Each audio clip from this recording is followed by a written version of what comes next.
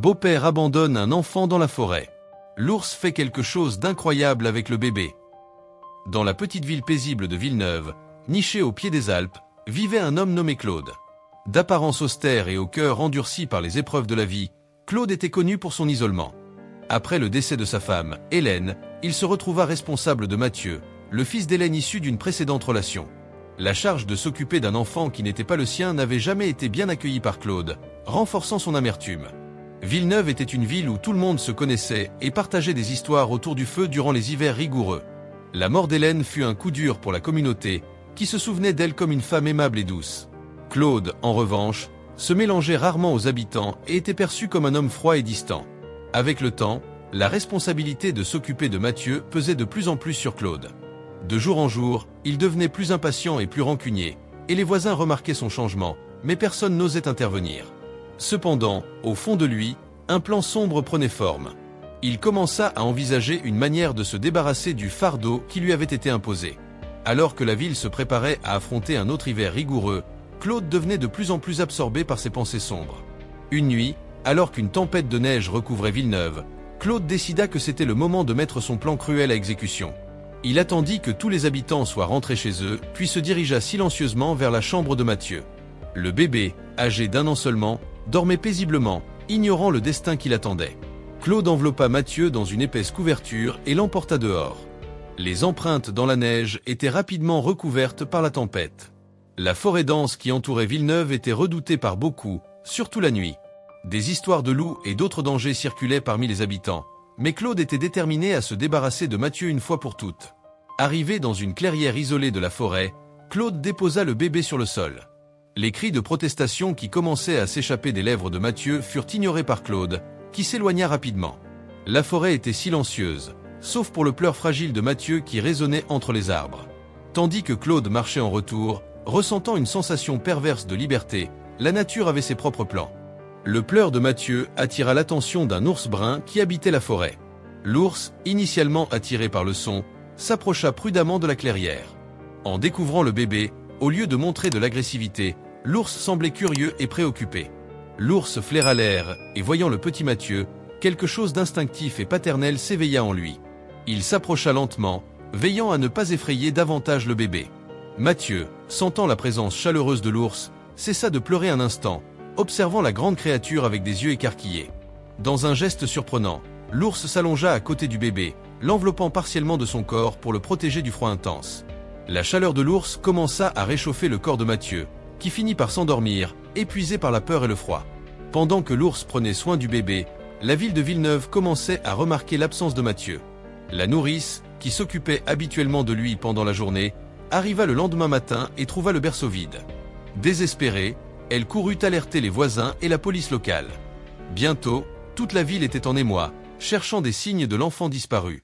Claude, feignant l'inquiétude, participa aux recherches, mais au fond, il ressentait une étrange sensation de soulagement.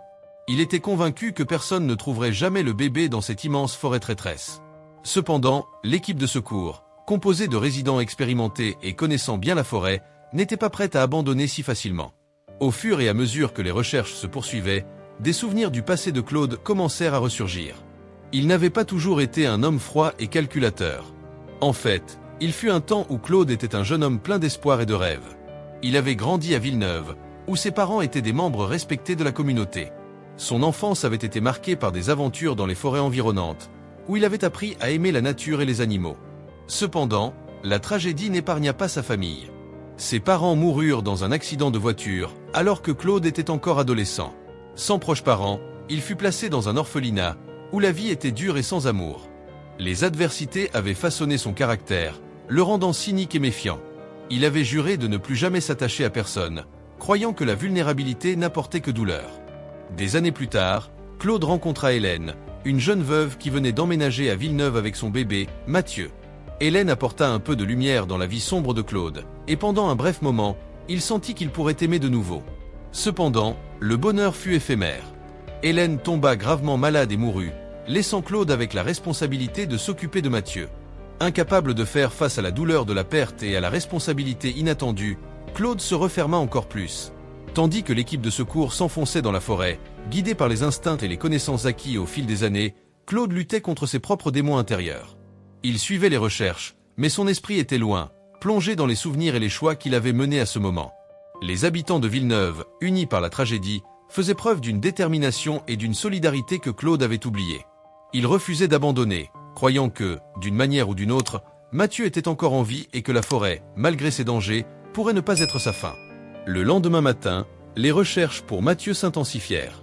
Le soleil à peine levé, on pouvait déjà entendre les pas précipités des volontaires dans la forêt. Parmi eux se trouvait Jeanne, une jeune femme déterminée et perspicace qui connaissait la forêt comme la paume de sa main.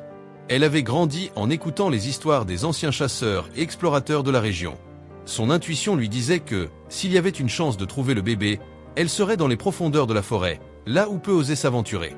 Guidée par des empreintes partiellement couvertes par la neige, Jeanne et son équipe avançaient à travers la dense végétation.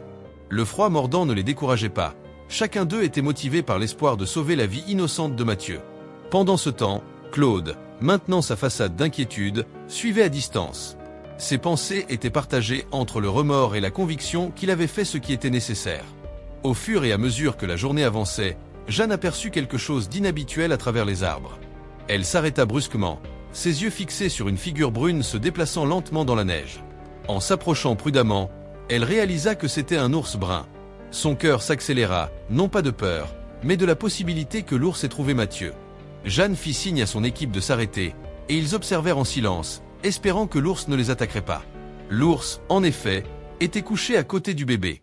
Mathieu, maintenant éveillé, tendait ses petites mains pour toucher la fourrure épaisse de l'ours, qui semblait être en état de veille, protégeant l'enfant. L'ours leva la tête, ses yeux rencontrant ceux de Jeanne, mais il ne bougea pas de sa place. Il y avait une étrange calme dans l'air, comme si l'ours comprenait que Jeanne et son équipe étaient là pour aider. Jeanne, réalisant que l'ours ne représentait pas une menace, s'approcha lentement, parlant à voix basse pour ne pas effrayer l'animal. « Nous sommes ici pour aider », murmura-t-elle, ses yeux fixés sur Mathieu. Le bébé sourit en voyant Jeanne, et l'ours, comme s'il comprenait la situation, se leva lentement, donnant de l'espace à Jeanne pour prendre Mathieu dans ses bras. Le moment fut de pure émotion. Jeanne, tenant Mathieu fermement, regarda l'ours avec gratitude. « Merci, dit-elle, les larmes aux yeux. » L'ours l'observa un instant avant de se retourner et de disparaître dans la forêt, sa mission apparemment accomplie. Avec Mathieu en sécurité dans les bras de Jeanne, l'équipe de secours célébra silencieusement avant de retourner en ville. Claude, en voyant Jeanne porter le bébé, ressentit une vague d'émotions conflictuelles. Une partie de lui était soulagée que Mathieu soit vivant, mais une autre partie craignait les conséquences de ses actes. À leur arrivée à Villeneuve, la nouvelle du sauvetage se répandit rapidement. Les habitants sortirent de leur maison pour voir le retour du bébé qu'ils pensaient avoir perdu à jamais. Les expressions de joie et de soulagement étaient évidentes, et beaucoup pleuraient en voyant Mathieu sain et sauf. Jeanne remit le bébé à la nourrice, qui l'étreignit fort, promettant de ne jamais le laisser hors de sa vue. Claude tenta de rester dans l'ombre, mais les yeux attentifs de la communauté se tournèrent rapidement vers lui. Des questions commencèrent à surgir sur la manière dont Mathieu avait disparu et comment il avait été trouvé. L'histoire de l'ours protecteur commença à se répandre, et avec elle, les soupçons sur l'implication de Claude. La police, qui était présente dès le début des recherches, commença à interroger Claude. Son histoire pleine de failles et d'incohérences le mit rapidement en cause. Sous pression, il avoua son plan cruel d'abandonner le bébé dans la forêt. La communauté, choquée et indignée, réclama justice. Claude fut arrêté et emmené au poste de police, où il devrait répondre de ses actes. Pendant que Claude était emmené, l'attention se reporta sur l'incroyable histoire de survie de Mathieu et la surprenante bonté de l'ours brun. L'ours, qui aurait facilement pu être une menace mortelle, était devenu un héros inattendu, un gardien de l'innocence face à la cruauté humaine. L'histoire de Mathieu et de l'ours brun se répandit au-delà de Villeneuve, atteignant d'autres villes et même en obtenant une place de choix dans les médias nationaux. Les gens étaient émerveillés par l'instinct protecteur de l'ours et la résilience du bébé. Beaucoup réfléchissaient à la relation entre les humains et les animaux, et comment, parfois, la bonté peut être trouvée dans les endroits les plus inattendus. Mathieu fut accueilli par une famille aimante dans la ville. Jean et Marie, un couple qui avait toujours rêvé d'avoir des enfants mais qui n'avait pas réussi, accueillirent le petit à bras ouverts. Ils promirent à eux-mêmes et à la communauté qu'ils prendraient soin de Mathieu comme s'il était leur propre fils. Le garçon, malgré le traumatisme initial, grandissait heureux et en bonne santé, entouré d'amour et d'affection. Villeneuve, quant à elle, n'oubliez pas l'héroïsme silencieux de l'ours brun. L'animal était devenu une légende locale, un gardien protecteur des forêts. Les habitants commencèrent à voir la nature avec de nouveaux yeux, reconnaissant l'importance de coexister harmonieusement avec les animaux sauvages. Les enfants de la ville grandirent en entendant l'histoire de l'ours qui avait sauvé Mathieu, apprenant dès leur plus jeune âge le respect et l'empathie envers tous les êtres vivants. Claude, quant à lui, fit face aux conséquences de ses actes. Il fut jugé et condamné pour l'abandon de Mathieu. En prison, il eut beaucoup de temps pour réfléchir à ses actions et au chemin sombre qu'il avait choisi. Isolé et éloigné du monde qu'il connaissait, il commença à comprendre la profondeur de son erreur et l'impact dévastateur de sa cruauté. Jeanne, l'héroïne qui avait trouvé Mathieu, continua d'être un pilier dans la communauté de Villeneuve. Son courage et sa détermination inspirèrent beaucoup de monde. Elle fut reconnue publiquement pour ses efforts et reçut de nombreux remerciements des habitants et même de personnes d'autres villes qui avaient entendu parler de son courage. Jeanne, cependant, rappelait toujours à tous que le véritable héros de l'histoire était l'ours brun. La forêt autour de Villeneuve fut déclarée zone de préservation, un sanctuaire pour la vie sauvage. Les habitants, désormais plus conscients de l'importance de protéger leur environnement naturel, s'unirent pour garantir que les générations futures puissent profiter de la beauté et des merveilles de la forêt. Des projets éducatifs furent lancés pour enseigner aux enfants la conservation et le respect de la nature. Mathieu grandit en sachant qu'il devait sa vie non seulement aux humains qu'il avait sauvés, mais aussi à l'ours qu'il avait protégé. L'histoire de son enfance devint une partie importante de son identité, le façonnant en un jeune homme compatissant et responsable.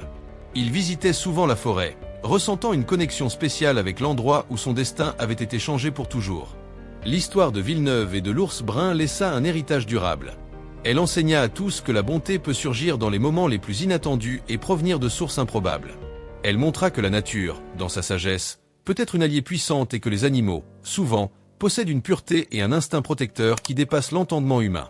Villeneuve continua d'être un exemple de la façon dont une communauté peut se rassembler face à l'adversité et comment les actions d'un seul être, humain ou animal, peuvent avoir un impact profond et durable. L'histoire de Mathieu et de l'ours brun serait racontée et racontée à nouveau, inspirant des générations à valoriser et à protéger la vie sous toutes ses formes. Que feriez-vous si vous étiez à la place de Jeanne? Si vous avez aimé cette histoire, celle qui est maintenant sur votre écran est tout aussi passionnante.